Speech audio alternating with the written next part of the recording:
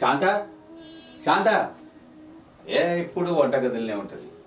పెళ్లి సంబంధం విషయం మాట్లాడానని ఎన్నోసార్లు చెప్పాను కదా నీకు. ఒకసారి ఇలారా. ఏంటి నువ్వు అన్నది? ఆ సంబంధం వద్దంటావా? అబ్బాయి చాలా బాగున్నాడే, ఎందుకు వద్దంటున్నావు నువ్వు? చాలా బాగున్నాడు, బుద్ధిమంతుడు, బాగా చదువుకున్నాడు, రేపో మాపో విదేశాలు కూడా పోవచ్చు. వద్దంటే ఎట్లా? మరీ కట్నం ఎక్కువైతే ఎక్కువ ఎట్లా వస్తుంది? పిండి కొద్దీ రొట్టె, దాన్ని ఆలోచించకుండా వద్దంటే ఎట్లా?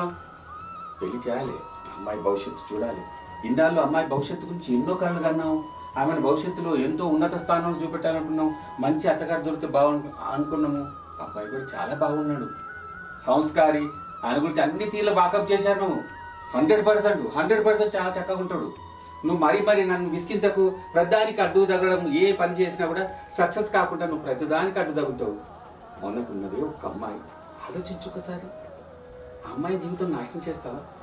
డబ్బు డబ్బు డబ్బు పట్టుకుని ఇలాంటి ఎన్నాళ్ళు బతుకుతామని మనం? మన జీవితమే అమ్మాయి. అలాంటప్పుడు మన పిల్లలు కనుకుంటే ఊరికుంటే బెస్ట్ కదా. ఈ మాత్రం అమ్మాయిని కనడం ఎందుకు, దాన్ని గోతులు నెట్టడం ఎందుకు? ఒకసారి ఆలోచించుకో. ఆలోచించుకోకుండా ఎందుకు చేస్తున్నావు పని? చెయ్యక, అట్లా చేయకు. మనకు అమ్మాయికి ఇచ్చిన మన పెన్షన్ ఉంది కదా, ఆ పెన్షన్ అంటావా? పెన్షన్ సరిపోదండి. ఆలోచన సరిపోద్ది, ఉన్నదాన్ని సరిపుచ్చుకుందాం. అమ్మాయి బాగుంటే మనకు అంతకంటే సంతోషం ఏం కావాలి?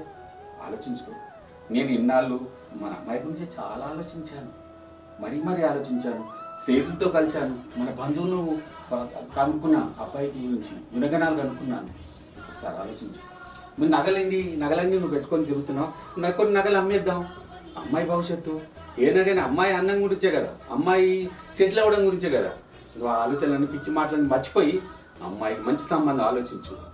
ఒకసారి ఆలోచించు. నీకు 2 రోజులు టైం ఇస్తున్నా. టైం ఇవ్వడం ఎందుకు శాంత?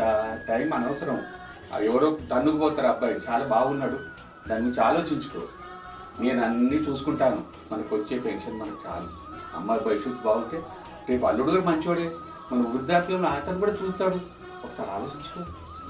కూతురు గురించి ఎందుకు, నువ్వు తల్లికి ఎందుకు బాధ్యత తీసుకోలేకపోతున్నావు? బాధ్యత తీసుకుంటే చాలా బాగుంటుంది. ఏంటి ఆలోచిస్తున్నావు ఏంటి? నీ మాట బయటికి రాని.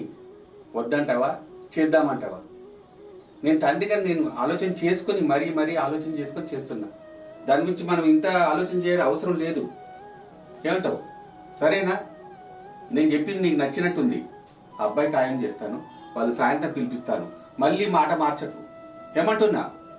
మళ్ళీ వంటగదిలో ఎందుకు పోతున్నావు? మొత్తం విను, చెప్పు. నీ సమాధానం చెప్పిన తర్వాతనే వాళ్ళకు నేను ఫోన్ చేసి చెప్తాను మరి.